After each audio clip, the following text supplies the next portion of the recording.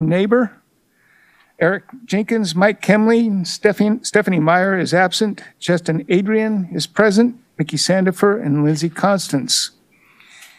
Before we begin our agenda, I'd like to explain our procedures for public input. During the meeting, I will offer the opportunity for public input. If you would like to speak to the committee at any of those times, please go to the podium.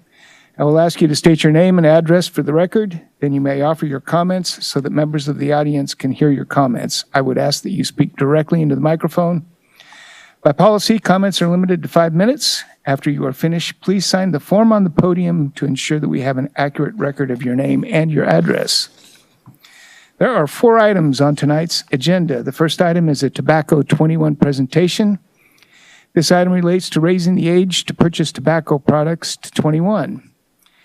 Jessica Hembry with the Healthcare Foundation of Greater Kansas City and Dr. Edward Ellerbeck from the KU Cancer Center, MD, will be giving the presentation. Megan Rich from the Greater Kansas City Chamber of Commerce is also present. This item is for informational purposes only. Welcome.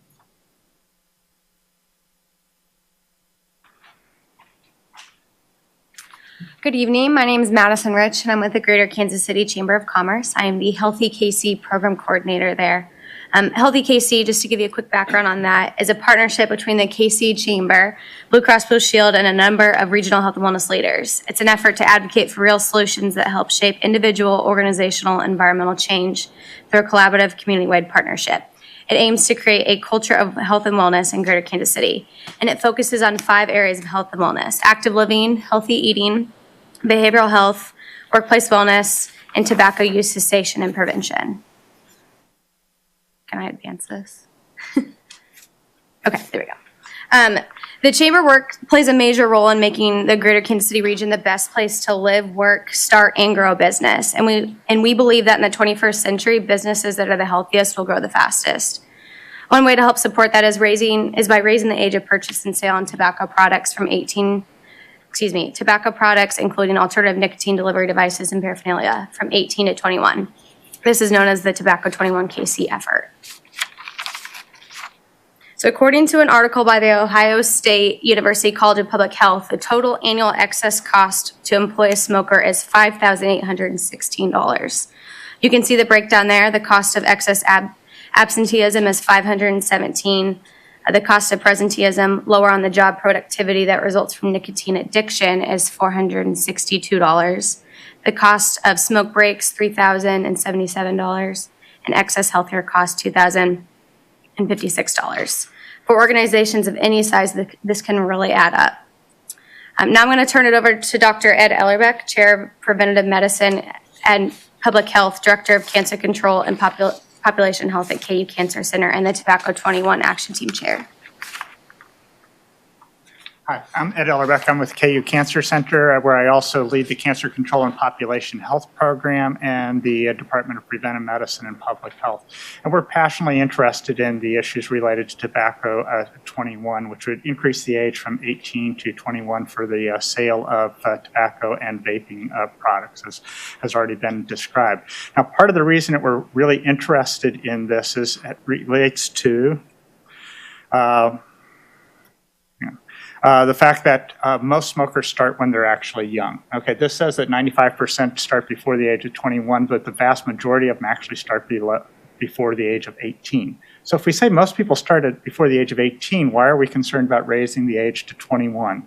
And this has to do with the social networks in which tobacco products are distributed and then consumed.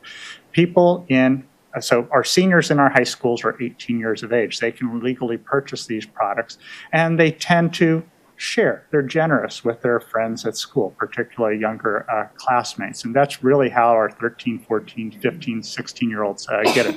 The Institute of Medicine actually estimates that the biggest impact of Tobacco 21 is not actually on access to cigarette products or tobacco products for those that are 18 to 21, but really it's on that social network of reducing distribution in our high schools. Now, why are we particularly interested in this is because what nicotine actually does to the developing brain. So we know that our brains continue to develop up until our early 20s, and they tend to be very susceptible to environmental influences, such as nicotine. And so nicotine actually acts chemically on the basic reward centers of the brain and can actually induce biological changes. We call it neuroplasticity, where the brain remodels itself and then subsequently becomes more susceptible not only to addiction to nicotine and tobacco products, but potentially to other hazardous substances. And particularly we worry about cocaine, things like that, where it produces that addiction. So if we can actually delay when people actually initiate nicotine, the chances are that they're much less likely to be a lifetime smoker because their brain becomes more resilient and less plastic to those early changes. And so first off, Tobacco 21 not only reduces the number of people who potentially would smoke, but actually reduces that exposure to people during that time when their brains are actually still developing. So we still have an epidemic here in Kansas. We still have lots of people who are actually still starting to smoke cigarettes when they're teenagers. We're more higher than the national average, and part of that's because we still have this sort of an F grade, as the American Lung Association would say, when we have it related to tobacco control. And that grade really is related to how we actually try to regulate or control youth access to tobacco products. But I say that we actually have a problem with tobacco. Really, we actually have an epidemic of nicotine consumption. And although we had actually been seeing this steady drop in use of cigarettes over time among our youth, suddenly with the advent of novel strategies for consuming nicotine and tobacco products, we are now seeing higher levels of actual nicotine consumption among our youth than we had any time over the last 15 to 20 years. And so remember, what are those different vehicles? Okay, so we have the cigarettes, which are actually still continuing to decline, but we're now seeing lots of experimentation with cigars. Okay, lots of flavored cigars. Cigars are actually really cool because you can get all these fun flavors and they're really cheap. You can buy that packet of 3 of those Swisher Sweets for 99 cents. Then not only do we have that, we have the hookah bars, which actually make nicotine tobacco consumption look really cool, and you can get lots of flavored products there. And then we also have the, hang on, sorry. The e-cigarette devices. And so that's where we really have our epidemic here in the metro areas, the use of the e-cigarette or the vaping devices. And unlike with cigarette regulation, e-cigarettes and cigars still allow multiple flavors specifically designed to appeal to youth. And these youth aren't really doing it to try to quit smoking or to quit a current addiction. They're using these tobacco products because they're experimenting. They actually think it's pretty cool. Now, you will actually see there's been a lot of press related to a particular vaping device, the Juul device. You can read about it in the New York Times. It was carried in the Kansas City Star not that long ago. And there is an actual epidemic of these Juul devices that I'll show you in just a second. But all of these devices that you see here are all vaping devices. So you see them looking like a pen, an inhaler, an Altoids box, a marker, and one even that's embedded within a hoodie. Now, are these devices actually designed to help a smoker quit? Or is it possible, just possible, that they're actually being marketed to our youth to get our youth addicted? So we actually, some of the best investigative reporting came from our local students. And you can actually Google this at the Harbinger. That's the Shawnee Mission East school newspaper, where the students there a year ago actually surveyed the students in their class to find out what was actually going on. And they found very, very high use of the Juul. 40% of male upperclassmen were using 5 or more pods per week, and I apologize, I forgot to fix this slide. 1 pod is actually equal to a pack of cigarettes. So we're talking about a huge portion of our students consuming roughly 5 packs per week. That is a very, very high level of addiction. This becomes even more threatening because it turns out that a huge portion of these kids don't even recognize that there's nicotine within those products. They just think about the flavoring and the fact that it's cool. They don't realize why are they feeling so irritable and upset when they are actually not able to get a hold of their Juul device. And again, you can actually see that they come in multiple flavors designed perfectly to appeal to youth. Turns out mango is the flavor of choice among our youth. And I am also a practicing clinician. I have to admit that when my smokers are actually using e-cigarettes, I don't discourage my smokers from using e-cigarettes, but when they use them, they're not actually using USB drives or Juul products to actually quit smoking. So I want to turn this over to Jessica Hembry to tell you a little bit about some of the data that we have on the potential effectiveness of T21. Thank you, and good evening to all of you. My name is Jessica Hembry. I'm with Healthcare Foundation of Greater Kansas City. So as Dr. Ellerbeck shared, we have had some real concerns about the extent of not only sort of traditional tobacco products, but electronic cigarette usage in our community. Healthcare Foundation, we have been a grant-making institution for the last coming up on 15 years. And in that time, we have supported smoke-free clean indoor air. We've supported increased tobacco taxes, but I will tell you that Tobacco 21 really stands out as being one of the most promising strategies we've seen to prevent tobacco use among young people. We got this idea in part from watching Needham, Massachusetts. You'll see this map up here showing Needham, and one thing I would really point out that this map I think really drives home is that Needham is one community amongst a really densely populated area. So that is not dissimilar to what we have in our community, in our region in Kansas City. We have a lot of cities bumping right up against one another. And when Needham adopted their Tobacco 21 policy, there was a real concern that because Needham was part of such a metropolitan area, they would increase their age to 21, and all of those young people would go next door to Dover or Wellesley or Brookline, and they would buy their vaping products and tobacco products in those neighboring communities. But that was not actually what happened.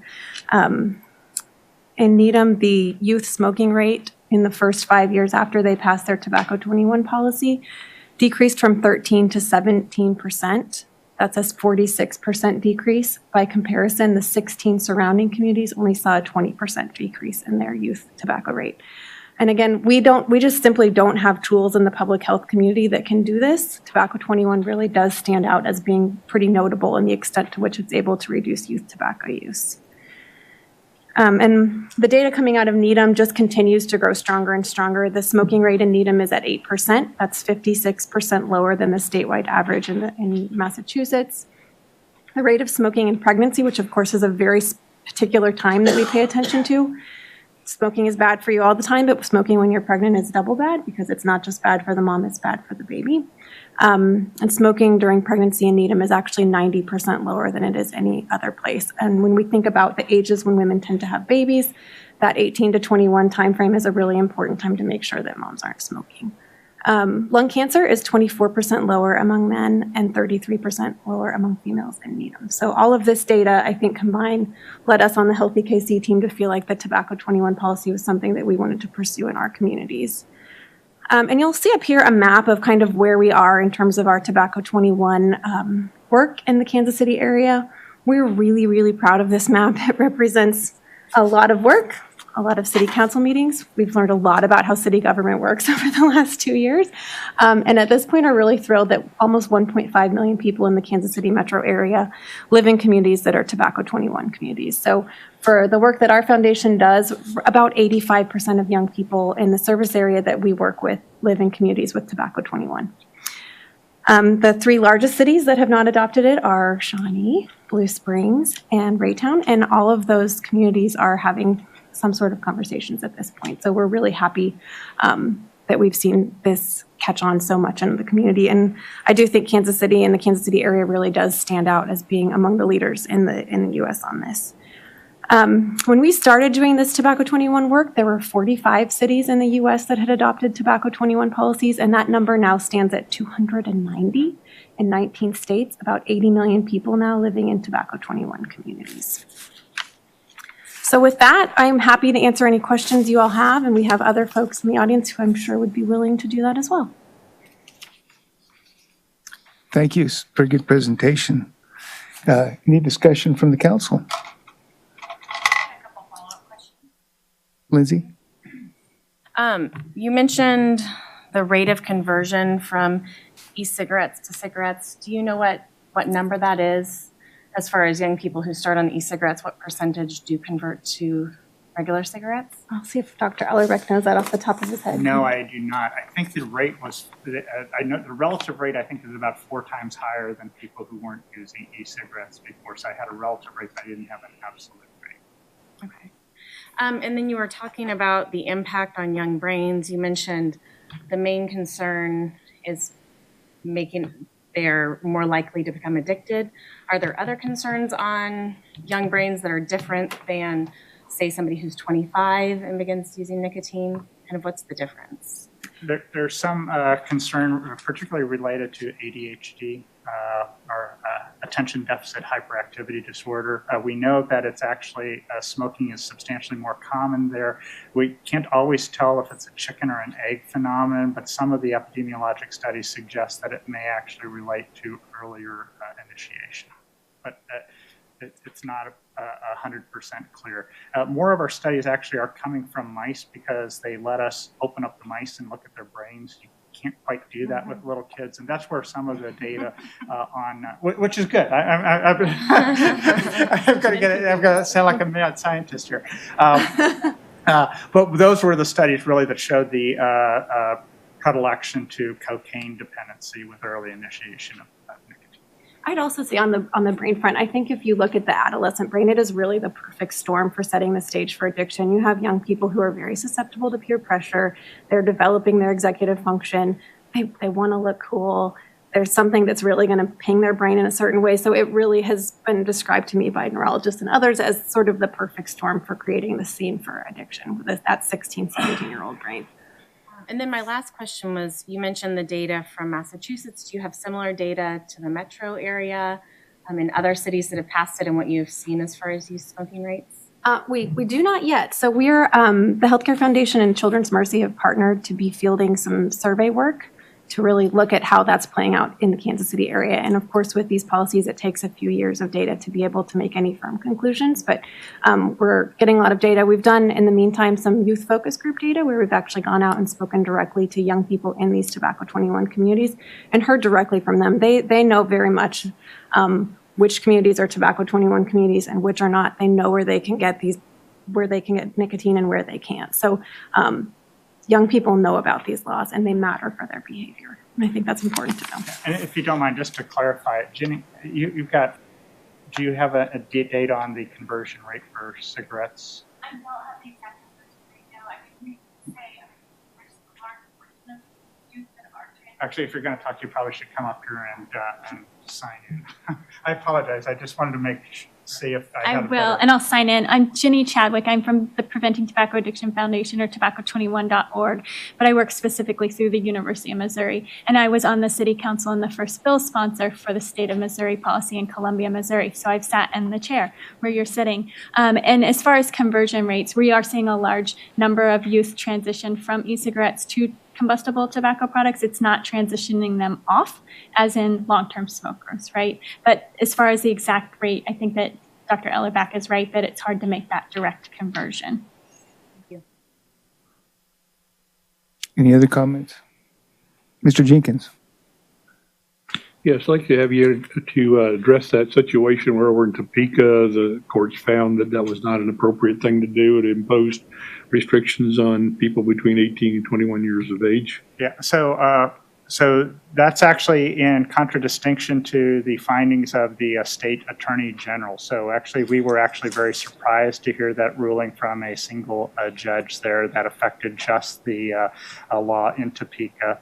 Our understanding is that that is now actually being petitioned directly to the Supreme Court with the support of, and I'm going to miss all of the agencies that are signing in for the support of that initiative.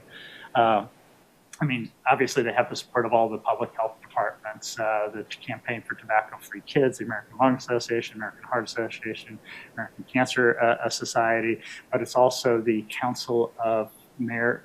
It's your council. Yeah, the Kansas League of Municipalities is weighing in with an amicus brief that that's just, I think the judge, by most accounts, the judge has gotten it wrong. So we're hopeful that that's the way the verdict comes out. Before we even began this effort in the Kansas City area, we consulted a local law firm as well as a National Tobacco Control Legal Consortium, and it was very much their opinion that cities had the authority in Kansas to enact these policies. Attorney General Derek Schmidt issued the same opinion. So we feel like there's a real good chance that that'll come out differently. And the reading and their interpretation seems to be pretty clearly wrapped around, and we can actually get you the article that they just published this month that delineates this, but it really appears to be the issue that you can actually make laws more restrictive. You can't actually directly countermand state regulations, but local home rule, local control allows you to actually make things more restrictive as long as they don't countermand the existing regulation. Mr. Neighbor. Yeah, first of all, thank you very much for all of you taking time this evening and come make your presentation. It's very interesting.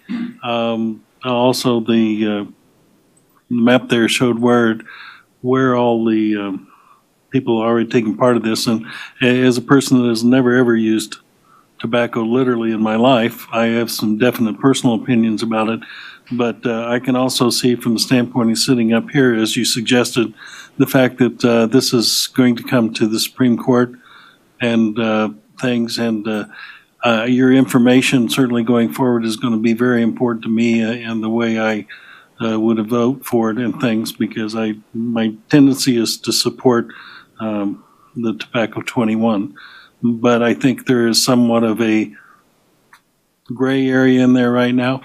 And I would like to see a little more clarity in that before we go forward. Any other comments from council? Is there anyone from the public who would like to speak to this? Please step forward, state your name and address. Hi guys, my name is Eric McPherson. My address is 6212 Neiman Road, Shawnee, Kansas, 66203. I own Flatland Vapes, so I can answer a lot of your questions you had on that they couldn't. As far as the conversion rates, it's very low. I am on the front lines of this every day. I see anywhere from 100 to 125 customers per day. None of them go back to cigarettes. None of the teenagers that come in and buy a Juul or buy a nicotine, they don't go back to smoking. I don't know any of them that say they go back to smoking.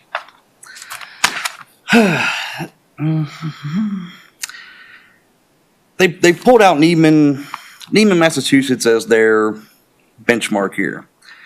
They raised the rate smoking to 21 in 2005. In 2005, the town had a teen smoking rate of 13%. In 2010, it was 6.7. Sounds good on paper. The CDC study shows in 2011, the national teen smoking rate was 15.8, and by that number in 2016 is down to 8%. Neiman, Massachusetts followed a very similar trend to the rest of the country within 1 or 2 points. They also say that these kids will not travel to buy nicotine products. I'm on the front line. Shawnee is one of the only metros or only cities they can buy it. Every day, Leavenworth, I have a store in Leavenworth, Kansas. They all drive down here to purchase in Shawnee. Gardner, Kansas, it's a 100-mile radius that they do travel to my store. Since Tobacco 21 came over in Kansas City, my sales have doubled. My 18 to 21-year-old crowd has doubled, if not tripled. My store, for the first 3 years of business, most of my customers were 35 to 60. I saw very few young people. Since Tobacco 21 came in, sales to these people are just skyrocketing. The thing is, too, they don't cover is online sales. University of North Carolina just did a study. They had 11 teenagers between 14 and 17 go online with their parents' supervision to buy cigarettes from 98 online vendors. They had a 93% success rate. Only 5 were turned down for age verification. So if you tell these young people they can't, these adults, let's just not use kids or young, these are adults. If you tell them that they can't buy tobacco products in Shawnee, they just go online. It's a click of a button. All they, I don't know, the projector working?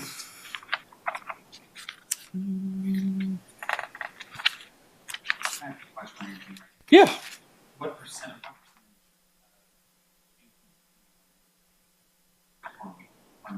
Now, I bet it's 50%. I bet it's 50%. They said that these guys don't understand that there's nicotine in them. They do. We were all teenagers once. We all experimented with things, and I don't know what I do with it. But, oh, there it is. We all experimented. They know there's nicotine in it. They know there's a high content level of nicotine in it. This right here. This is your age verification on most of the websites online to buy tobacco products and e-cigarettes. A big green enter button and a very dimly background underage button. Anybody who logs on is going to click the enter button. And that's the end of it. That's the end of the age verification process. So, me being as in business, I have to have, Kansas law says I have to have a face-to-face identification. So when you walk into my store and you ask me for a product, I say, can I see your ID? I have to verify your ID. I have to see it, touch it, make sure it's real. And Shawnee PD will tell you, I turn in a dozen a month. Fake IDs, I'll take them. I turn them away. We just don't do it. So, but they know, and they've said it to me, well, fine, I'll just go online and buy it. The delivery companies, which most of their rules say they're not supposed to even deliver this stuff, those delivery companies leave them at the doorstep. The North Carolina study, they actually had the underage meet the guy at the door. They never once asked for ID. So if I'm not here to ID them, then they're going to get it even more.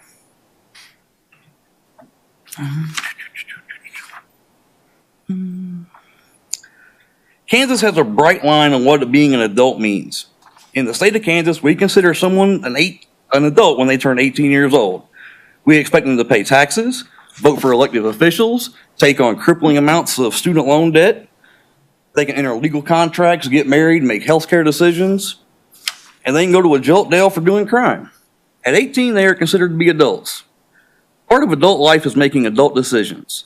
These 18-year-olds are not adult enough to make a decision to smoke or vape. Why are they allowed to vote? Why do they have to pay taxes? We can't make laws because it sounds good. It sounds good if nobody smoked. They said that in their thing, they say that 90% of all smokers start by the age of 20. CDC says most of them start before they're 18. Most smokers start before they're 26, so why are we not doing tobacco 28, tobacco 31? Ban it all together. None of these tobacco 21 laws have an enforcement. Sorry. Mr. McPherson, you're at 5 minutes. Okay. I'd make a motion to extend the speaker's time by 5 minutes. 5 more minutes. All right. Yeah, I probably need water because I can't talk anymore. Oh. Stephanie's gone. Oh, you're a hero.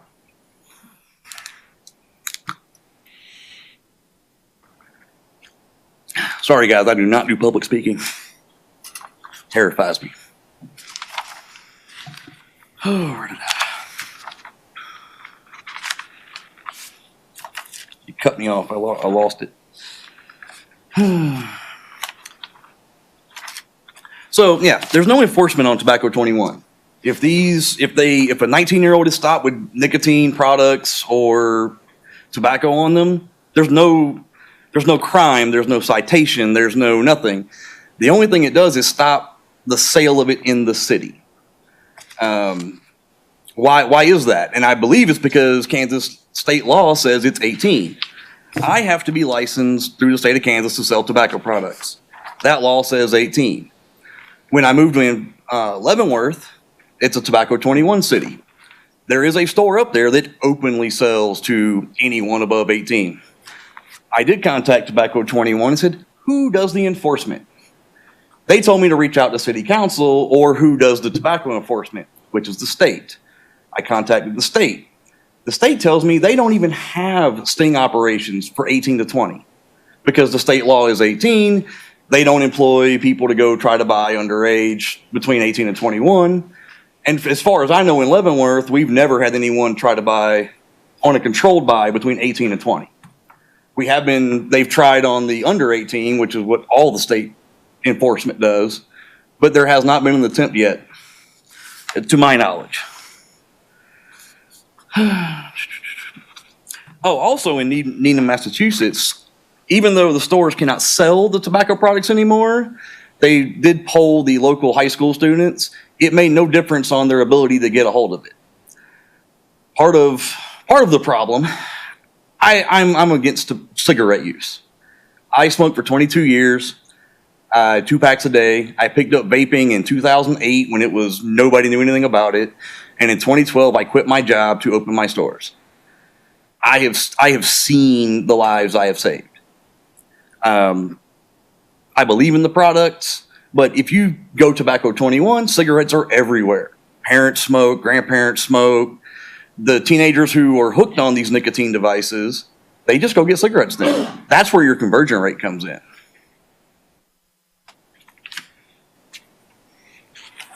That's all I have. Thank you, Mr. McPherson. Any other comments from the public? Mr. Ehrlichman.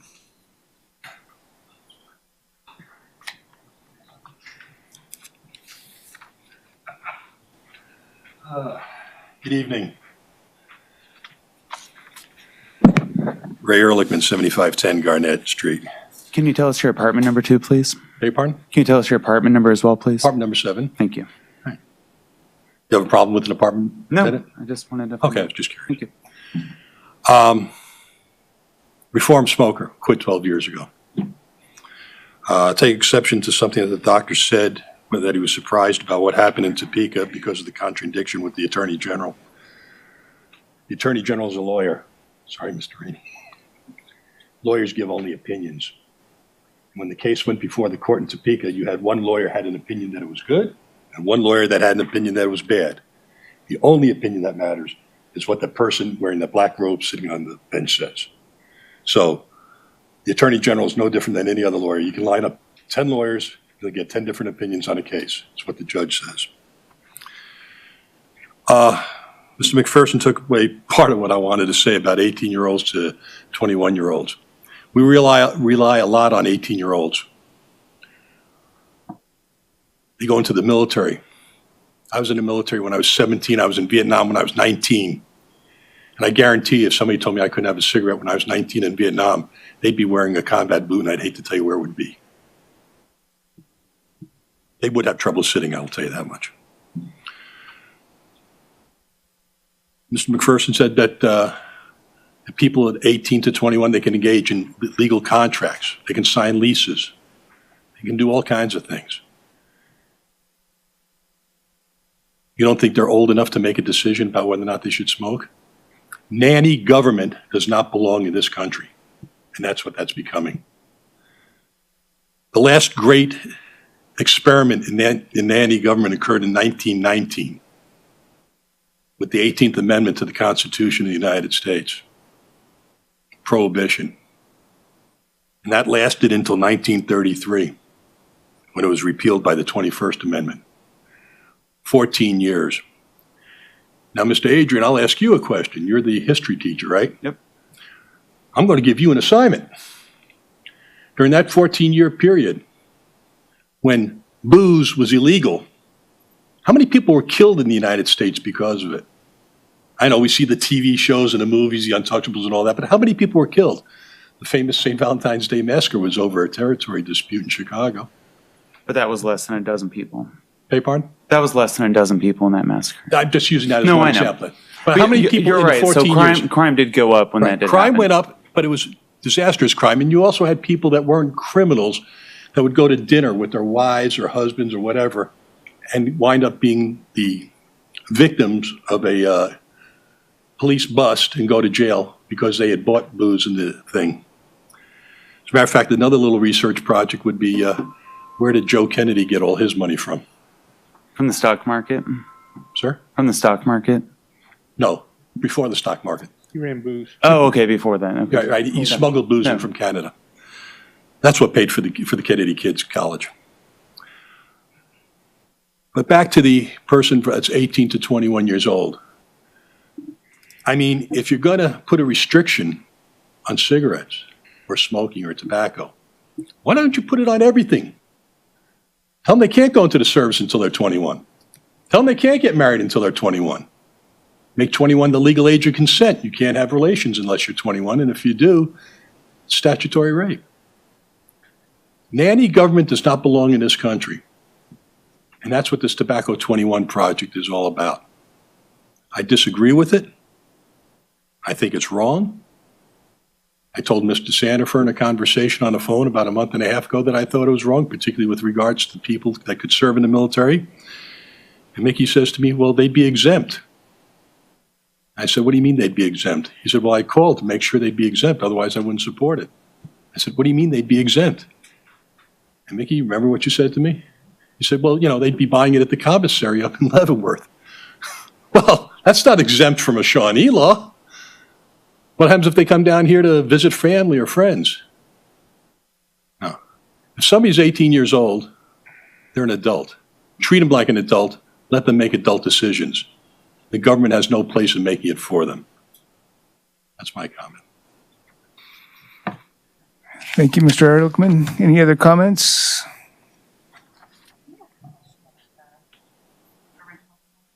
Yes. Yes, Ms. Lindsay.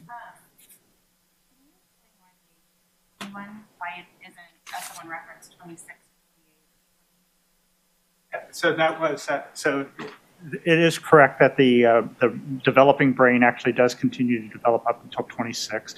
It's gradually sloping down during that period of time. It was actually largely based on an Institute of Medicine analysis that really identified that the big factor was the raising to 21. Really, actually, you could probably argue that it was really age raising it from 18 to 19 that was actually creating this difference with the social networks for the schools. But it was the Institute of Medicine analysis that actually looked at alternatives of 21 versus 26 and really didn't see much of a huge impact on smoking initiation rates through that modeling. Could you say this would be the same for alcohol use as well?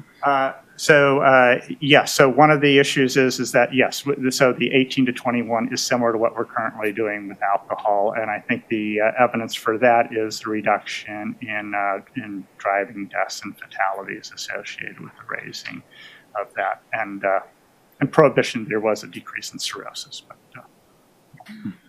Thank you.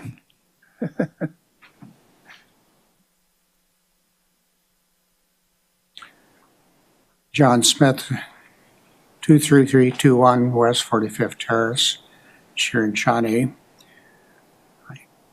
I couldn't sit here and hear some of the discussion without coming up and saying, as a resident of this city, I'm a little embarrassed to hear that people are coming in from other cities to buy cigarettes since we don't control the age. We're not supportive of Kansas City 21 or Project 21. I've been a volunteer in the tobacco control movement for many years, Wichita, Topeka, here, statewide.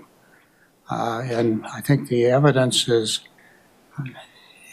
not challengeable at this point of the harm that tobacco has caused us and the cost of us. And the legal suit that was won by the state governments, the money from that tobacco settlement is largely in our state being used for other things other than tobacco control to prevent people from using tobacco. I'm a supporter of 21 Kansas City, and I think that you should too, and I think it would be irresponsible for me to sit out here and listen to what has been said without saying there's another side to this story and there's voters that support tobacco control. Thank you. Thank you, Mr. Smith. Anybody else from the public that would like to speak? Please come forward.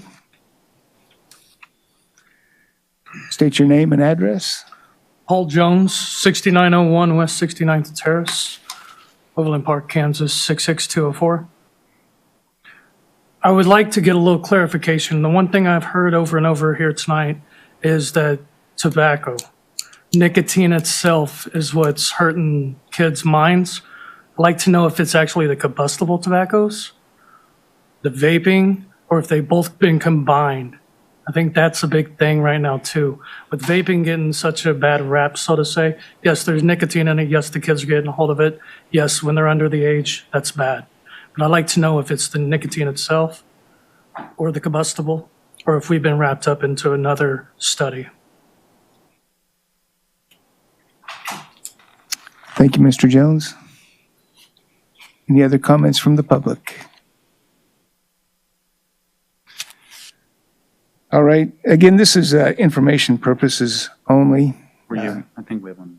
We have one more. I'm sorry. Yeah, shoot. Yeah, Yeah, please- go ahead. Yeah, You're please come forward. I'm sorry. Again, I'm Jenny Chadwick with the Preventing Tobacco Addiction Foundation. And I was on the city council in Columbia, Missouri when we passed it. So addressing some of the points, right? If youth are coming to Shawnee to purchase, right? If the greater Kansas City area is saying that we want tobacco 21, but youth are coming into your city to purchase, is there a responsibility of Shawnee to make sure that one, youth can't come in, and also youth here are safe from tobacco products? There was 19 policies passed in the state of Kansas before there was one single legal challenge. That is being appealed all the way up to the Kansas Supreme Court, correct? And so, yes, I understand the desire to want to know more.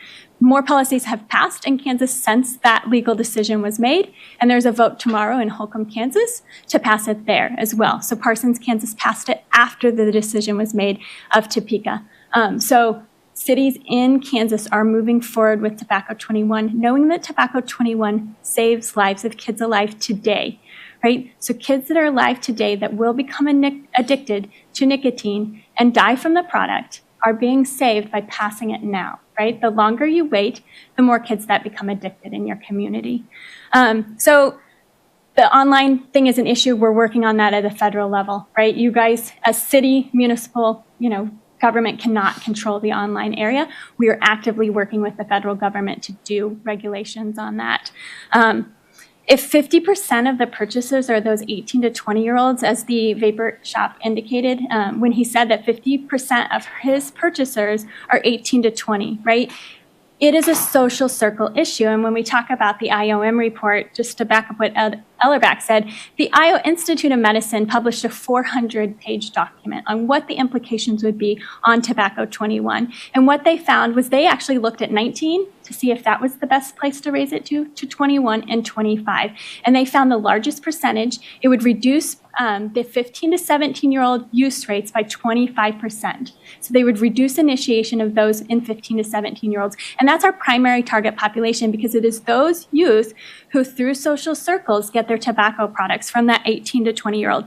We know that 80% of high school seniors are 18 before they graduate. 20% of high school seniors are actually 19 before they graduate. And so that's why it really matters to move it all the way to 21 to really eliminate those social circles. I teach senior and college class, right? And I ask them, how many in here, be honest, will buy a pack of cigarettes or a vaping device for your 18-year-old freshman in college, right? Raise your hand and be honest. And everybody does. And I'm like, and how many of you will buy tobacco products for a 14-year-old freshman in high school? And they're like, I don't even know a 14-year-old freshman in high school, right? Or no, they're kids. But it's kids buying kids these products, right? When we talk about who is 18 and they're adults, we regulate a lot of things over 18. Obviously alcohol, and we see that it does reduce alcohol consumption in those youth. You can't rent a car before you're 18, right? We know, until you're 21. We know that brain development matters. And the military, yes, you can serve in the military, but luckily 50% of our young men and women who serve our country do not die. 50% of tobacco users will die of a tobacco-related illness, right? We would never allow that for our youth. It's unacceptable. These nicotine devices do have high levels of nicotine, higher levels than a combustible cigarette. The Arizona State Attorney General has been confiscating or collecting them from the school districts that have been confiscating them, and they've been sending them out to labs to be tested. They have dangerously high levels of nicotine to the point where youth are actually getting nicotine poisoning from these devices. So yes, they have high levels of nicotine concentration. There are side effects to high levels of nicotine. The vape shop here, obviously, they're here to represent their financial interest, and we're here to represent the health of your community. It's a preventative policy. We're preventing youth from becoming addicted. It is an enforcement issue, right? Local enforcement has to do this at this time to enforce your policy. You guys are the ones that will be enforcing the policy once you decide to put it in place. But what we see with that enforcement is when California as a state put it in place, they saw that of those under 18, so the FDA does do compliance checks. They look at anybody under the age of 18, right? Well, they saw a decrease from 10% of their vendors were out of compliance before the policy went into place, and it dropped down to 5.7% of their use could purchase after, right? So it makes a difference in that underage purchaser as well. We have statewide data. It's really easy to collect. It's harder to collect that city level data. So that's why it's easy for us to give you that relation at a statewide level.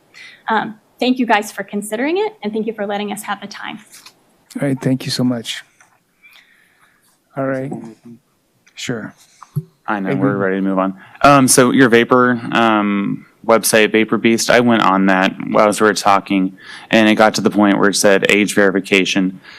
It said date of birth, your date, your month, your year, and then it had a 4-digit social security number, your last 4. How did they verify it on that? That I wish I knew.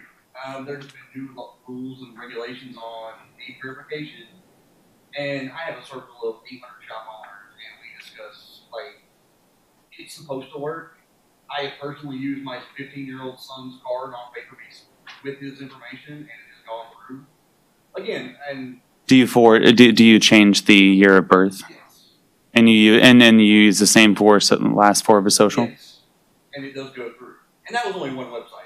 There's a million. I just was curious. I've not purchased there, so I just was curious. Or anywhere on this. Thank you. All right. Okay. No more questions, comments. Again, information purposes only. No action is required. And thank you, Tobacco 21, for the presentation. It's very informative. Second item is a budget overview for the 2018 revised and 2019 budget process, including revenues and reserves. Interim City Manager Charlesworth will provide background for the 2018 R and 2019 budget process. Finance Director Rogers will review revenue collections and projections. This item is for information purposes only. Welcome, Vicki. Good evening. Tonight, we start our annual budget process. The proposed 2019 budget is a sound budget that will allow us to address a few more unmet needs and to provide a firm foundation that will support high-quality services, maintain ample reserves, and adequately protect our city assets for the years ahead. One of the tools that we use to determine priorities is a citizen survey. Our last survey was in 2017. We have included money in the budget to do another survey in 2019 to update our information. Tonight, I'm going to review some of our key accomplishments for the last several budgets as they relate to our results, and to talk through a few areas of focus for this budget process. And then when I'm finished, Director Rogers will present information about how we ended the year and our revenue projections.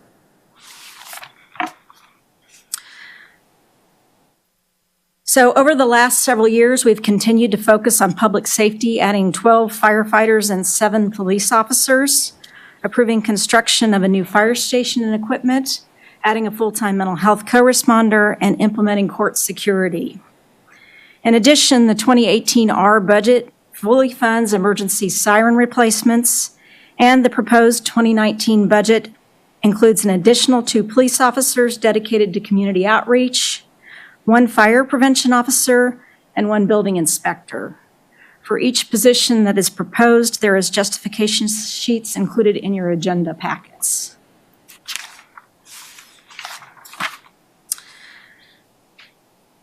Effective mobility and reliable infrastructure. We now have a robust street maintenance program that includes $11 million in work, allowing us to take advantage of $1.2 million in outside funding for the 2018 budget.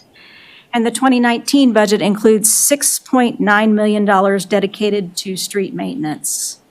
For stormwater, the 2018 budget includes $1.3 million for stormwater repairs, and in 2019, We have planned for a large $8 million stormwater program that will be debt financed. Last year, you all approved an agreement with USD 232 that will allow us to use some of the fiber to connect some of our traffic signals west of I-435 and also connect our facilities out west. We are also working with Water One to install fiber from the Public Works facility west to Woodland in conjunction with the installation of the new water tower and water lines. The 2018 Economic Development Fund includes money for our agreement with West Glen, the Aztec Theater, Vision Care, Pinnacle Gymnastics, Service Master, PBI Gordon, and CMKE. We also used economic development funds to implement the Railroad Quiet Zone and some infrastructure funding for Clear Creek Parkway through 2019, Neiman Now, and 43rd Street in support of our eco-commerce plan. We have been very deliberate in developing a comprehensive facility maintenance program that allows us to ensure that our buildings, parks, and properties are kept attractive, secure, and safe. Both the 2018 and 2019 budgets include a little over $2 million in planned transfers to the Equipment Facility Reserve Fund.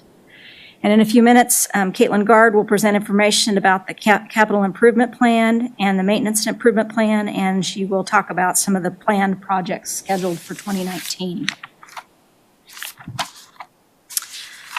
We continue to work on a strategic Shawneetown plan with buildings, the Murphy Oil and O.W. Fisher car dealership plan for construction in 2018. In addition, funds were allocated to garner public input about a community center, and I'll talk about that a little bit in a few minutes. We also added additional staff in 2018 that will allow us to expand our recreational programming for our residents. You will also approve funding that will allow us to determine if it's financially feasible to purchase and convert streetlights to LEDs, part of the Neiman Now project. You have approved funding for underground utilities and will make the area more attractive and inviting, but it should also help with power outages during inclement weather. The 2019 Economic Development Fund also has $75,000 allocated for community strategic planning, something that was previously on the unmet needs list. Last year, we included funding for finance software, permitting and licensing, agenda software, and municipal code software. In 2019, there is money for the police records management software, or niche as they call it. And in 2018, we also approved funding for both Public Works and the Police Department to construct parking structures to protect our city vehicles. And in the 2018 budget, we also had added additional support positions in finance and human resources. Areas of focus for this budget process are Fire Station 74. We will give you options for the additional funding required for Fire Station 74, either through the Johnson County Courthouse sales tax or through debt service. In your packet, and I'll show you on the screen in a minute, there is an accounting of the courthouse sales tax so you can see how much money is available. And then there have been discussions about returning .55 mils that were approved in 2016 for Fire Station 74 and the fire truck. Before you all make that decision, I think it's important for you to see that there are a couple of needs out there, and including replacement of our police and fire radio equipment.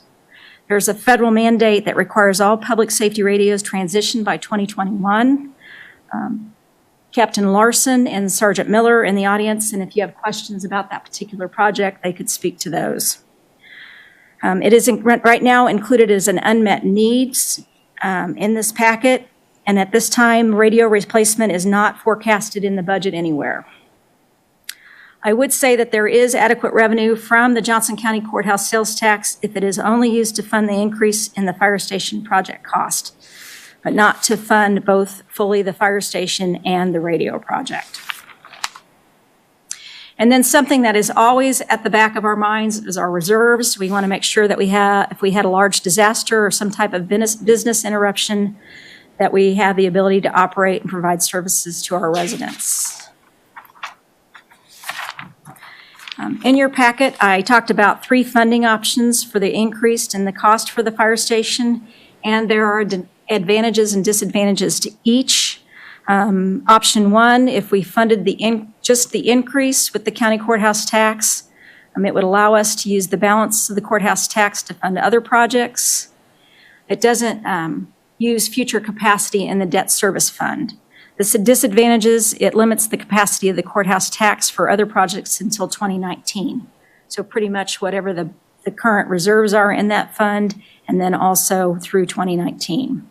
Option 2, we could debt fund the entire increase, which would allow the use of the courthouse tax to fund other projects, but it also reduces the capacity for projects in the debt service.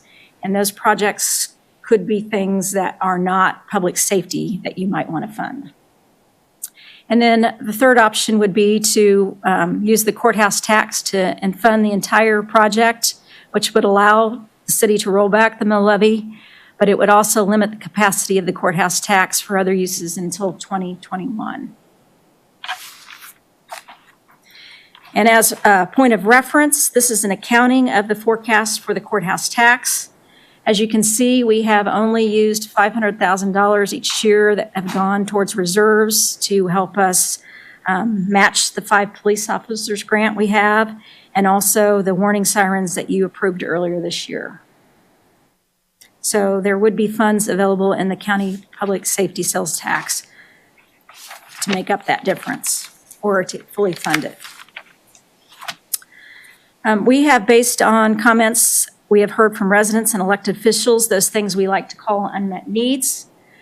This list used to be much, much longer. We have dwindled it down over the last few years. There are still some large capital projects that we hear from the public about, and still additional positions that we think would help serve our citizens better. We need for you to be aware of the things we have identified and consider if you want to fund them. And then we wanted to provide you with suggestions on ways that some of them could be funded and when.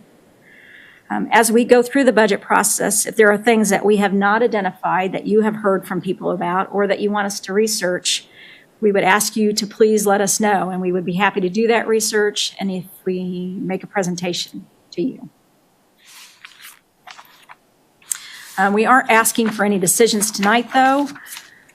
At Community Center, we have hired Perkins Will to help us obtain public input, and that the meetings are about finished, and we are just now getting ready to send out a survey. They will make a presentation to the council in August about next steps. But I will tell you that currently, based on cost information from other communities in the area and on the city's, and because of the city's 10-year forecast, a new funding source would be required in order to build and operate a community center. And as I said, there are new positions included in the budget, and as listed on the screen, and each has a detailed explanation in your packet. And if you all have any questions, I'd be happy to take those at this time, or I will turn it over to Maureen and she can talk to you about revenues and expenditures for 2018. Any questions for Vicki? Thank you, Vicki. Welcome, Maureen. Good evening. Hello.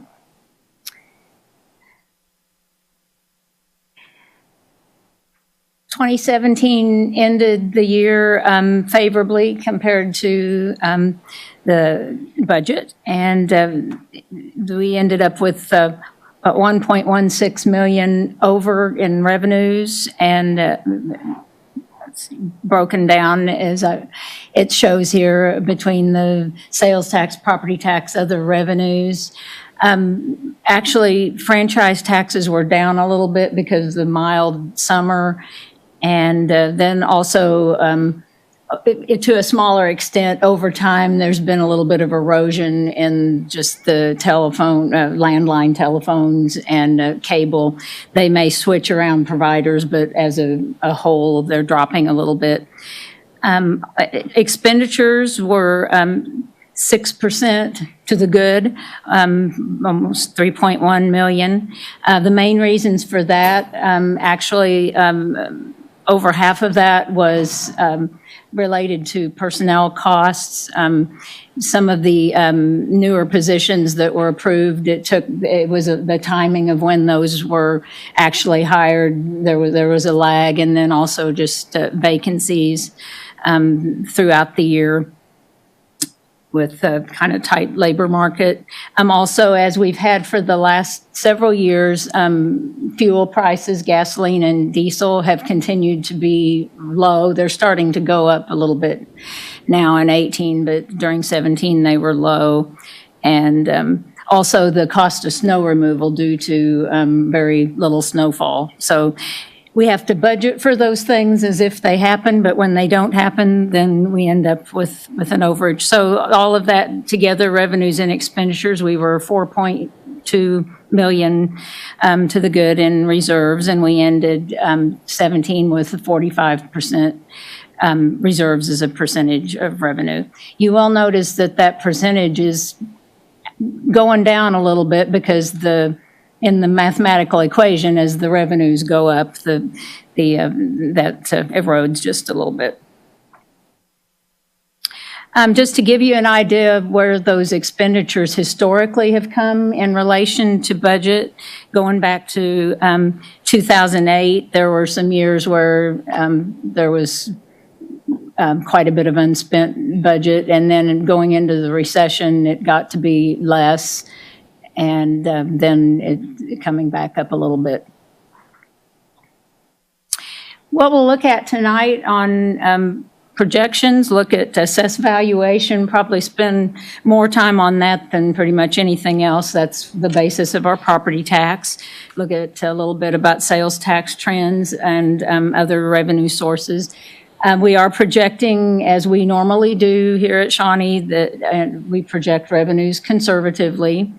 And part of that is because it's so early in the year, we're actually doing a budget and approving it that doesn't even begin until January 1 of 2019. And so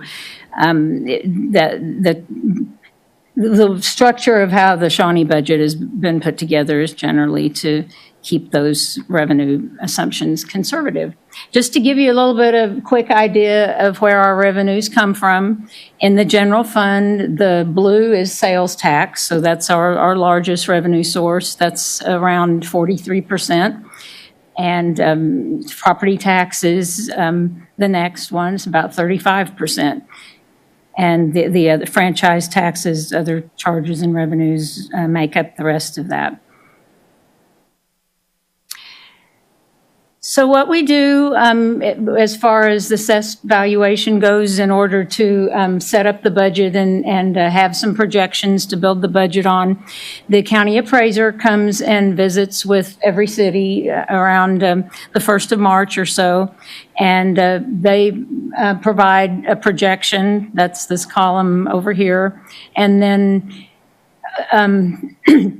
they give us a kind of an idea of what they think is going on in terms of appeals and what they suggest we might want to reduce their projections by.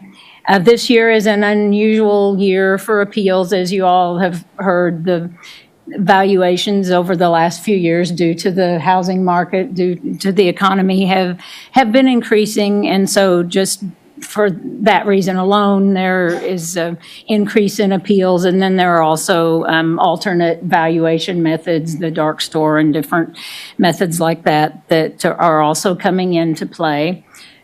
So this year what we've done is the appraiser's estimate for residential was 6.6, so we took the residential down to 6% because feeling like that is not going to be the main source of the reductions or appeals. We'll see. We'll have to see how that happens. Commercial, more of a reduction, and that has to do with some of the alternate theories and also a number of the larger stores here in Shawnee are under appeal. They're under a higher level of appeal. Another thing that we take a look at is our TIF agreements. The way that valuation works, different types of incentives work a little bit differently. IRBs come all the way off the tax roll. They're not even included in the assessed valuation. And then the portion that is paid by the developer is actually a separate type of payment called a payment in lieu of tax. But for TIF and KNRA, they are included. And so we have to look at what our contractual agreements are with developers and allow for that money. So that's one of the things that we look at. Another aspect is the tax lid. We've done a preliminary calculation, and it looks like, similar to last year, that we'll be able to take this 5.4 increase, or whatever it actually turns out to be, somewhere around there, without any limitation from the tax lid. I did want to point out something about appeals, and they work a little bit differently than the tax lid. The tax lid looks at next year's budget. What happens with appeals is, for instance, there's a large retailer that there's a court case scheduled for October that the appraiser said that was for instance, year 16 and 17. If that case were to be won by the taxpayer and it wasn't appealed, we'll just pretend it wasn't, then the payment for that reduction in valuation would come out of our next tax distribution, just would, like, the next 2 or 3 months, or how long it is. They do a few distributions a year. So it's a little bit different. It can go back retroactively, and then in the meantime, this retailer would have been appraised for 18, but under the old method, so there would be another appeal. So you can see it could kind of bounce along store by store. And so anyway, some of the thinking that's gone into the projections, we're just going to have to see how this works a little bit. And another thing to think about is we can make all the projections we want to, but around the middle of June, we will receive a preliminary assessed valuation from the county, and that number is what goes into our state budget form. And so we are somewhat married to that number once we get it. These projections kind of help us to be able to talk about the budget and know what we think we have, but it's not all in our court. That's the slide I was going to camp out on a while, so the rest of them will go faster. Just to give you a little bit of an idea of when you talk about the value of a mill, that's a question I get quite a bit. For the 2019 budget, we're estimating about $915,000. And for every 1% increase in assessed valuation, the general fund would go up $180,000. And then the three funds that have property tax levies together would be $243,000. The other two funds are the debt service fund and the public safety equipment fund. And you probably are familiar with this slide, probably seen it many times. The new value from the appraiser for this year, for the 18 tax bills, is $263,130. So the calculation is to take that appraised or market value and multiply it by, for residential properties, that is 11.5%. For commercial, it'd be 25. And then the result of that multiplication is what's called the assessed value. And then the city's mill rate, 26.614 divided by 1,000. If you multiply that by the assessed, it's about $805 a year, or 67 a month.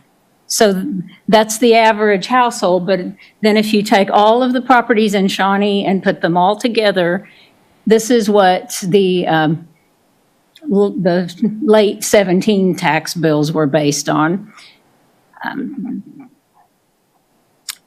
So it's the same type of concept. You take the city's total assessed valuation was around 870 million, and you multiply it by the mill rate, and you end up with the 23 million, which is our tax levy. And so just FYI, this number up here, you recognize the 25.4% commercial, which we have in the economic development report. That calculation is based only on the real property side, which is actually 96% of the whole valuation. There's also personal property and utilities. And as you might remember, personal property is really going away. It was kind of done away with 10 or 12 years ago legislatively, and these are just the grandfathered things that are left. For sales tax, I looked at a number of sources and about forecasts nationally, and then they're right around 4% growth, which would include all types of retail sales. A 1% increase in sales tax revenue is $234,000 to the general fund, just to give you an idea of scale. As has been going on for a few years, online purchases are continuing a really strong growth rate, and with moderate, smaller growth for brick and mortar stores. 2017 over 2016, the city sales tax was up 3.3%. One of the most significant factors in that number was at the end of 16, the Star bonds paid off in Kansas City, Kansas at Village West, which allowed us to be able to keep money that Shawnee was collecting on deliveries to Shawnee homes from particularly one retailer that does a lot of deliveries. And so for years, those would come in and go back out. And in 17, we were able to keep them. And so we won't see growth from that anymore. We won't be able to capture that large of a growth again from that source. But hopefully there'll be other sources coming on in 18. Use tax was up 8.2% and county sales tax was up 4%. So the assumptions that we're using, again, conservative, here's the 5.4% for the property tax that we talked about, and then 2.5% from 2020 on 2028 for the rest of the forecast. Motor vehicle tax, which we include usually with property tax. Whenever we talk about property taxes, we're using 2%. City sales tax, 2% for the 18 revised, same, the 2% also for county sales tax, and then going down to 1.5%. The sales tax is the brick and mortar. The use tax is pretty much the online. So for city use tax for 18R, 5%, and county 4%, and then 4% for both of those in 19 budget, and then 4 after that. Believe there'll be pretty good growth. Also right now, those numbers aren't that large to begin with right now, although they're growing. So that type of percent doesn't really generate near as much revenue as it would be for the city sales tax. Franchise, liquor and electric franchise, 2% all the way across. Gas franchise is the most volatile. It depends, it moves a lot depending on how cold the winters are, and we get most of it early in the year. So pretty much we have a pretty good idea of what we think that it's going to be for 17R. And then for 18, we'll move it more toward a weather average, and then it'll move more toward a 10-year average going out. And zero growth for the telephone and cable, like we talked about. Highway tax grows pretty slowly, the gas tax, in other words, and we've been using about 0.5%, and that's been fairly accurate. Building permits, and that includes a lot of different types of line items of revenue, but right now those are really high because we've had good building going on. And so that's why I'm kind of just basing that on actuals and then not really showing a lot of growth. Because, well, there was quite a lot of activity in 17, so we can reassess that next year. Reserves and fund balances, the proposed budget in the general fund will be at 40% for 18R and 33% for 19. And as we've seen in the past, because we don't spend all the money that we budget, the forecast kind of goes down and the percentage goes, and when you get to 2028, it's pretty small, but then it kind of replenishes itself, hopefully, and but that is historically, as we showed, pretty much what it has done. And so every year that's part of our budget, 18R and 19, are they meeting the 30% of general fund revenues. A little bit about the debt service fund, we have entered everything that's in the proposed CIP for 18R and 19, and expect there to be some project capacity in a little bit farther out in the forecast. That depends on how much the project would cost and what other decisions are made in the meantime. But you will see that there is some fund balance at the bottom, but there's a lot of variables and a lot of unmet needs, so that'll kind of depend. So our timeline for the rest of our meetings, the big meeting is the 22nd, the next budget meeting where the departments will do brief presentations. We'll look at the functional budget like we've done the last couple of years, where we look at the big picture first. All things public safety are together, all things public works. Look at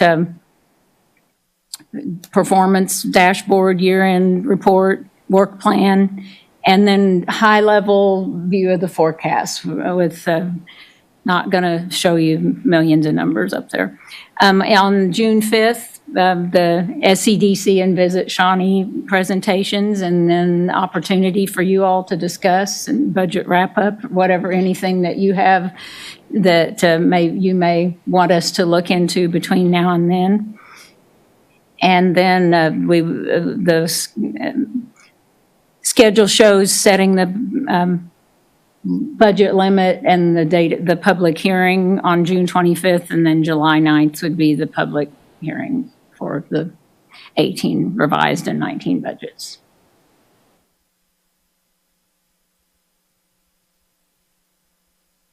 Any questions from council?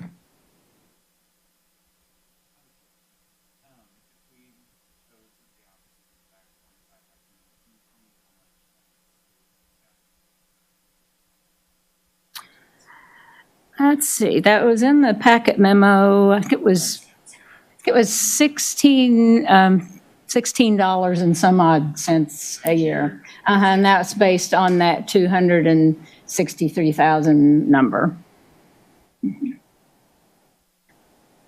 Any other questions from council? Comments? Any questions from the public? Comments? All right. Maureen, thank you very much. That item is for informational purposes only. No action is necessary. The third item is to review the approved 2018 and proposed 2019 through 2024 six-year capital improvement and maintenance improvement plans. The city CIP includes projects that exceed $150,000 in cost and encompasses streets, stormwater, parks, facilities, and traffic control. The focus of the current CIP is on city infrastructure projects. Caitlin Gard, Strategic Initiatives Manager, will make a presentation. Welcome, Caitlin. Hi, thank you for having me. We have a little bit different presentation tonight. We thought we'd try Prezi and see what you guys think about it. Just for the new council members, wanted to give an introduction of how the CIP kind of works. It is a six-year program that the governing body reviews on an annual basis. The it will go to committee tonight, then it will go to the next planning commission meeting for review, then it will come back to the city council for final approval later this month. We do a 6-year program because that is criteria used to apply for county and federal funding. So that's why we're on a 6-year program. You may see other municipalities on a 5-year, 10-year, kind of, it depends on municipality, but we've utilized a 6-year program. So on the CIP, you'll see capital projects, which are improvements to or new infrastructure. And just like Councilmember Zimmerman just said, that includes stormwater, streets, parks, and facilities, and they're projects of over $150,000. In your packet, there's a link to the city's website that includes project summary sheets. And at the dais, you do have a large summary sheet of both the capital improvement program and the maintenance improvement program.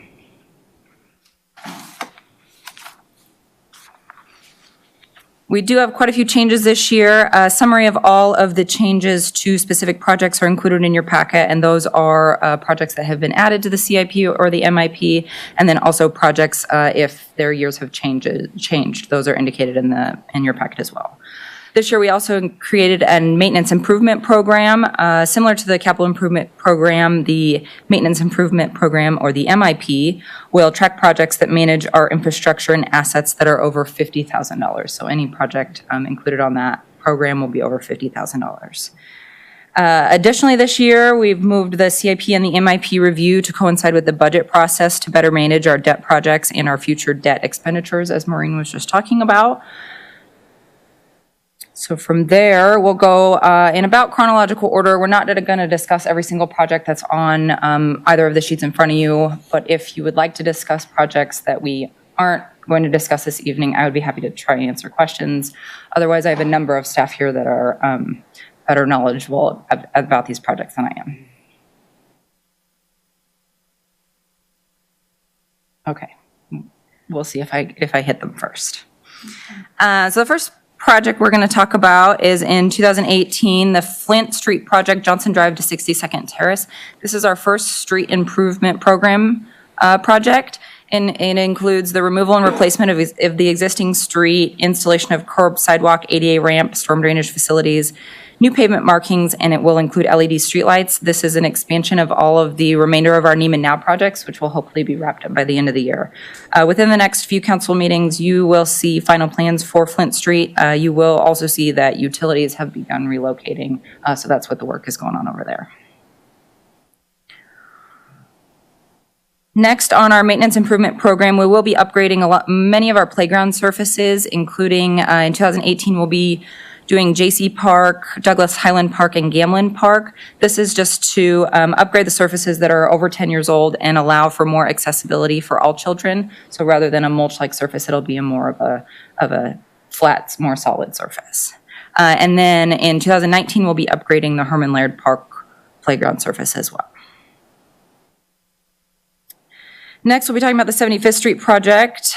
This will be corridor improvements from Schweitzer to Quivira. This project will begin in 2019 and consist of intersection widening, traffic signal equipment upgrade, mill and overlay curb, sidewalk replacement, stormwater drainage improvements, and an entire streetscape. This companion project will be with the Westbrook Green project that we've talked about a number of times. The next project in 2019 is one of those $8 million bond issues that Interim City Manager Charles Worth was discussing earlier. The governing body has approved bonds that will be issued later this year after these projects are complete for the Johnson Drive and Widmer culvert repair and lining. Also, Seven Hills Lake culvert replacement and the Renner Road stormwater pipe under Shawnee Mission Parkway. Many of these are corrugated metal pipes that are just very old and they have rusted out and just are in need of replacement or lining or repair. The next project in 2019 is upgrades at our Public Works Service Center that includes office renovations and also a new roof on the car wash in the back lot. The facility is almost 20 years old. The department moved in about 2000, and we've just increased in a number of services in the last 20 years. And the facility hasn't been upgraded in any of that time. So it's just about time that those offices get a little bit of work, and then also that roof is at the end of its life as well. The next project in 2020 will be the Johnson Drive and I-435 signalization. This will be a CARS project that has the installation of a new traffic signal at both of the ramps, and the traffic signal will be coordinated with the Johnson Drive and Renner signal. Apologies, a companion project that I didn't put on here. The Public Works Department will be completing a traffic study on the Johnson Drive corridor at 435 completed this year in 2018. So we'll have that traffic study before this project in 2020.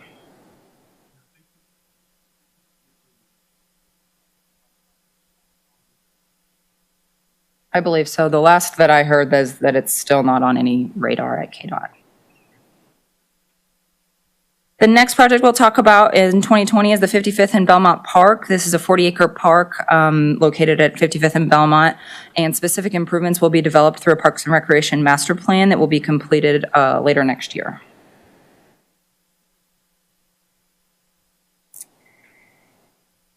Another project, this is a very large project in 2021. We hope to begin phase 1 of Monticello Road from Shawnee Mission Parkway to 71st Street. This will be CARS funding and also federal funding. We have not established that federal funding at this time, so that's still on a to be determined basis. But this project includes reconstruction and widening of the street, relocation of a very large gas line, sidewalk installation and recreational trail on the west side, stormwater drainage facilities, and LED streetlights. Its companion project would be phase 2 of the project, which would be hopefully completed in 2022. We submitted for CARS funding. I think we submitted the application this week, but we will be hearing back soon, June. I'm not sure for federal. I know CARS for sure in June, but I would assume it's around the same time. Companion project would be the second phase of this Monticello project in 2022 from the 71st Street down to the 7900 block. Additionally, in 2021, the second street improvement program project is hoped to be completed, Goddard Street from 55th Street to Johnson Drive.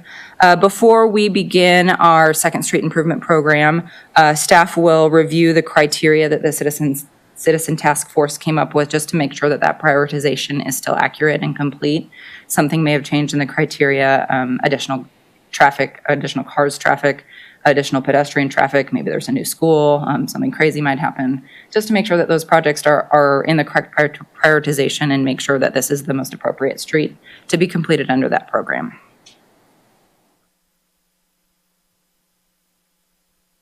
The next project in 2022 is Midland Drive from Shawnee Mission Parkway to I-435. This again is a CARS project. We did also submit for federal funding as well. We will hear later this year on this project as well. But this consists of grading, widening the street, curb gutter, sidewalk, and storm drainage facilities, bike lanes, and LED streetlights. In 2022, we also have East Riverside Park. This is the Holiday Sand and Gravel dredging site in north of 43rd Street. The property will be donated once it's complete by Holiday Sand and Gravel, will be donated to the city of Shawnee and Bonner Springs for recreational purposes. The city hopes to establish a 115-acre lake with other amenities that will be determined in that next year's master plan by the Parks and Recreation Department.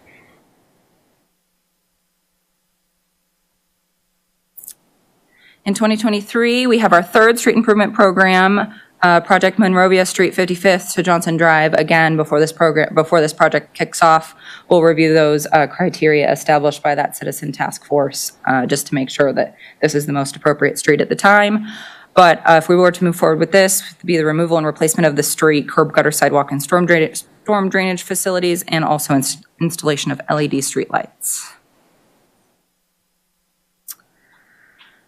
So I know I quickly blazed over those, and those are just the highlight projects. I'd be happy to try and answer any other questions you have about any other projects, or like I said, we have a bunch of staff here that can help me as well. Other than that, that's all I got.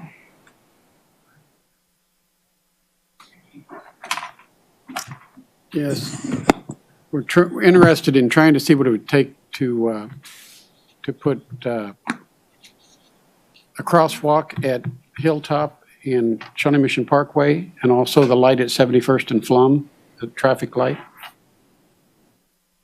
Well, you mean there's no light? There's no light of adding, taking the stop signs out and put a traffic signal in. Two small notes on that crosswalk at Hilltop. There is an unmet needs sheet that Vicki has provided in your packets tonight regarding a sidewalk infill project. Crosswalks need to be connected to sidewalks on either side, and from what I understand, sidewalk accessibility at that location isn't as appropriate as it could be. So in order to have a crosswalk, you would need a sidewalk, and that sidewalk infill program would definitely help with that as well. Okay. And then as far as the 71st and Flum, I know Kevin Manning in our Public Works Department does a really great job of looking at those locations as requested, so I'll definitely pass that along to him. I know they've wanted it for several years in order to keep it in line with Johnson County. Absolutely. And I know Kevin will look at that. We'll pass that along. But additionally, in the maintenance improvement plan that we proposed tonight is the traffic signal replacement project. So when and if we get a traffic signal at that location, it will go on a program to start replacing those really old traffic signals. We purchased KCP&L traffic signals quite a few years ago now, and they're just getting towards the end of their life, and it's going to starting to need to be replaced. So that is a new project that we've put on the maintenance improvement program this year. Any other questions from council? Any questions from the public? Comments? Yes, please step forward. State your name and your address. Dave Williams, 22119 West 70th Street, Shawnee. Please come to the podium and speak in the microphone. Thank you. I've lived in Shawnee since 2005 in Madison Heights, and talked to Lindsay and Mickey about this just recently again. And I'd like to know, how we feel about the CARS project for the Monticello project. I don't know if the council all knows this, but basically, our homes association was built 2004, 2005, and we've been basically landlocked up there from anything that the city provides. And that, I mean, by walking paths and bike paths, basically sidewalks end in the middle of nowhere. To get down to the new library that's going to come into effect, there's no way to get there on sidewalks. You have to take your life in your own risk by walking down Monticello, which I don't know how many of you've driven that, but it's a death trap. So I'd really like to push to get, and the chief's here, and I met the fire chief a few times. They even refrain from taking fire trucks up Monticello. So again, I'd really like to see you push to get that pushed to 2019. We've been waiting since 2008, and being a realtor, I understand we had a downturn, but come on, it's been a little long leaving us out there. This last year, we had we had 11 houses change hands, new residents. We've got 30 new kids in that subdivision that can't use the bike paths throughout the city. Can't even get there. So anything you could do, the library, my wife and I walk every day. There is no way to get to the library once it opens up in August without driving down to it. You probably could run across Shawnee Mission Parkway, risking your life. Again, I think it's just out of sight, out of mind, but our residents are getting tired of being avoided and forgotten about. And I appreciate you guys' help recently. It seems like we've just had people change on the council and our city manager change. I knew Miss Gonzalez very well, met her many times in the grocery stores and talked her ear off about getting this done. So really would like to see if there's possibility of getting that moved forward on the agenda instead of 2021 and 2022. Thank you. All right. Where do I need to sign?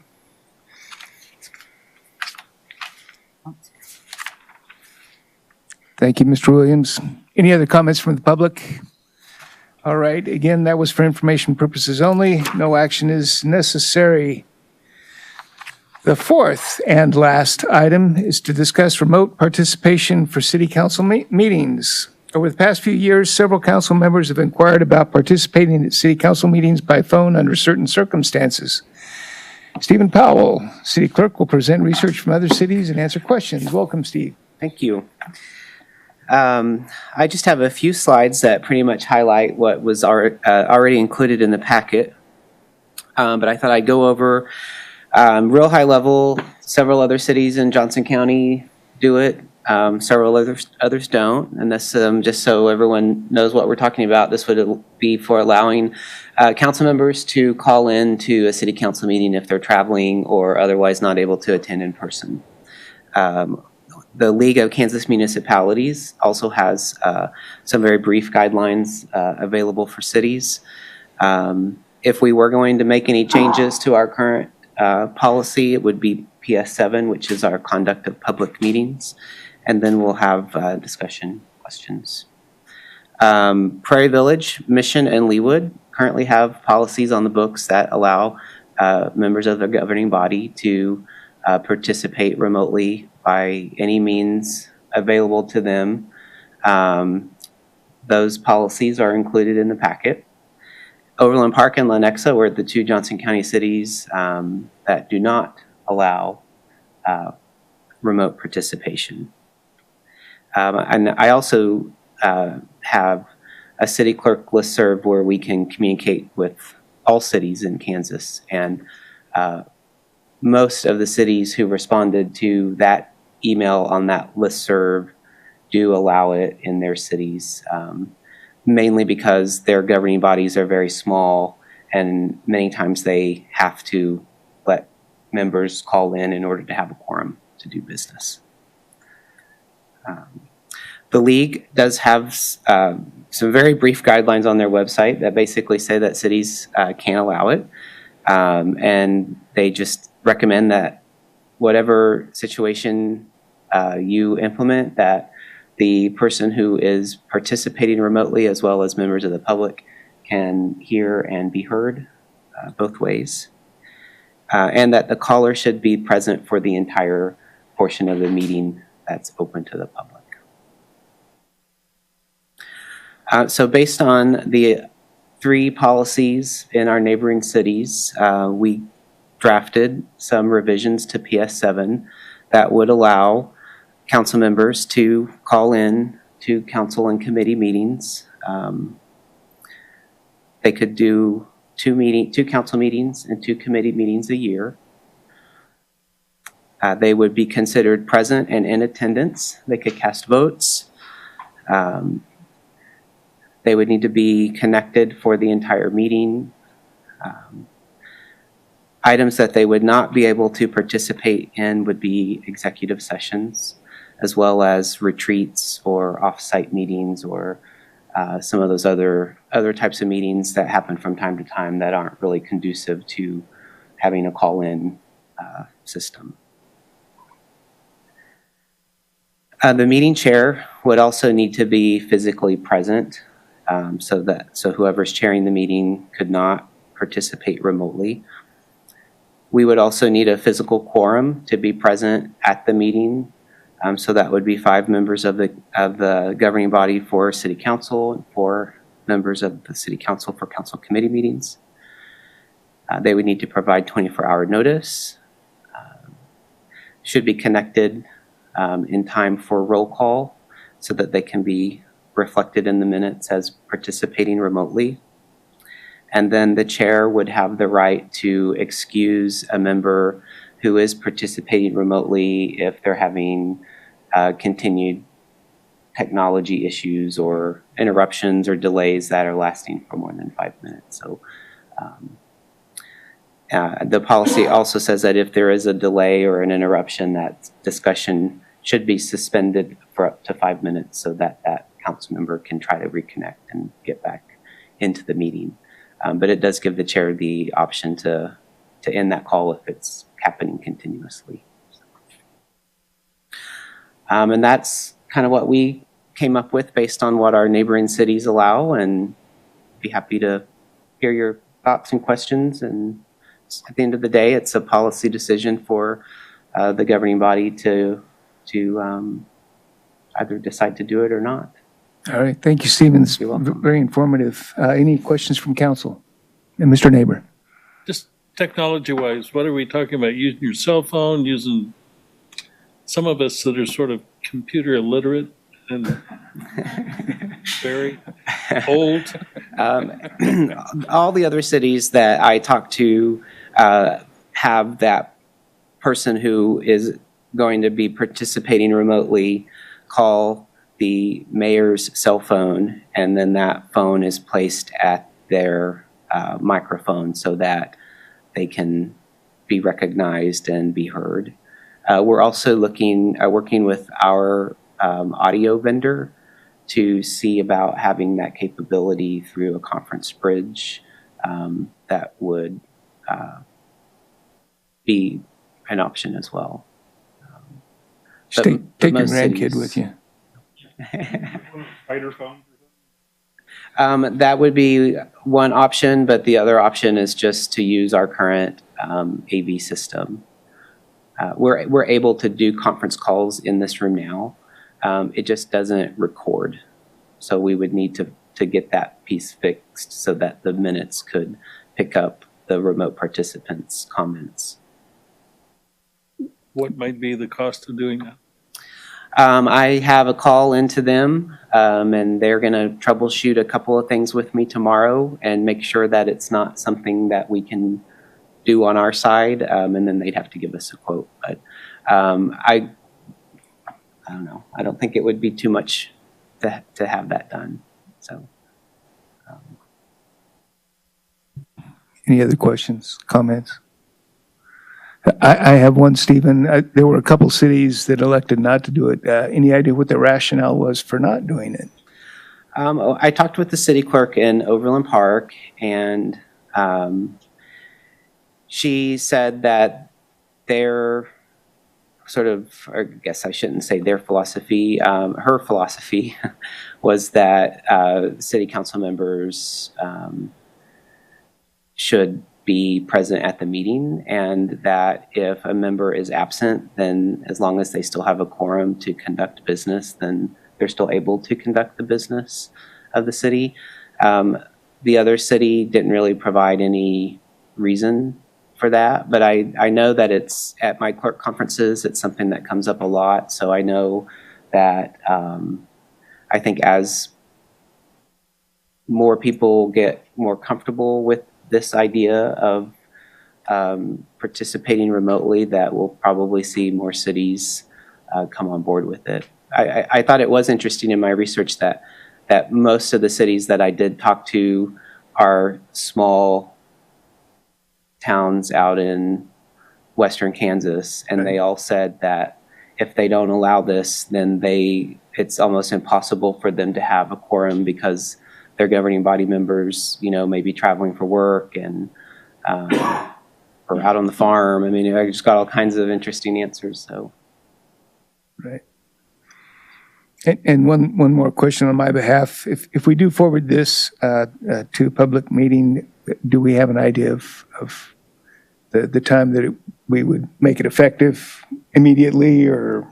In a policy statement, through the motion, if you wanted to put a date that it would become effective, you could, but essentially policy statements become effective immediately after they have a majority vote. All right. Any other questions from council? Just one. Mr. Jenkins?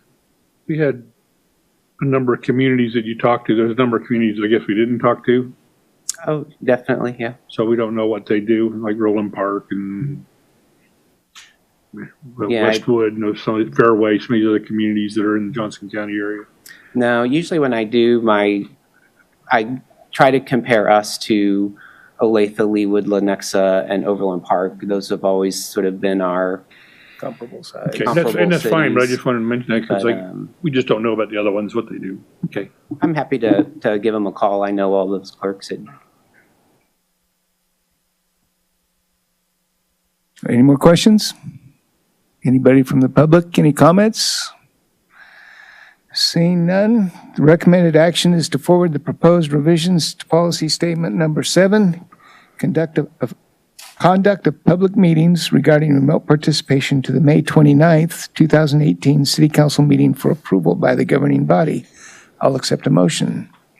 So moved. Second.